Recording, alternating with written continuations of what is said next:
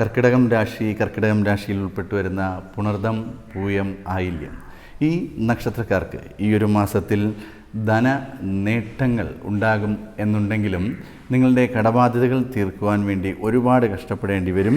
നിങ്ങൾ എല്ലാ കാര്യങ്ങൾക്കും തടസ്സങ്ങൾ വന്നു ചേരുന്ന ഒരു മാസം തന്നെയായിരിക്കും.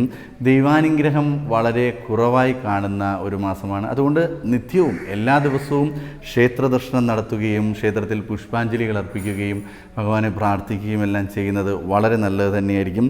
വിദ്യാർത്ഥികൾക്ക് തങ്ങളുടെ പഠനത്തിൽ ഒരു മേൽക്കോയ്മ ഉണ്ടാകുകയും അല്ലെങ്കിൽ ആ വിദ്യാഭ്യാസപരമായി നേട്ടമുണ്ടാകാനും എല്ലാം സാധ്യത ഈ ഒരു വാരത്തിൽ കൂടുതലായി കാണപ്പെടുന്നു. വിവാഹ തടസ്സങ്ങൾ വർദ്ധിച്ചുകൊണ്ടിരിക്കുന്ന ഒരു വാരം തന്നെയായിരിക്കും. നിങ്ങൾക്ക് ആ ഒരു കാര്യത്തിൽ ഇറങ്ങിത്തിരിക്കുമ്പോൾ മുൻ കാലഘട്ടങ്ങളിൽ വളരെ സൗമ്യ അതായത് ഈസി ആയിട്ട് ഓരോ കാര്യങ്ങൾ നടന്നു എന്നുണ്ടെങ്കിൽ എന്നാൽ ഈ കാലഘട്ടങ്ങളിൽ ഈ ഒരു മാസക്കാലഘട്ടം അതിന് വളരെയധികം തടസ്സങ്ങൾ വന്നു ചേരുവാനും സാധ്യത വളരെ കൂടുതലായി കാണുന്നുണ്ട്.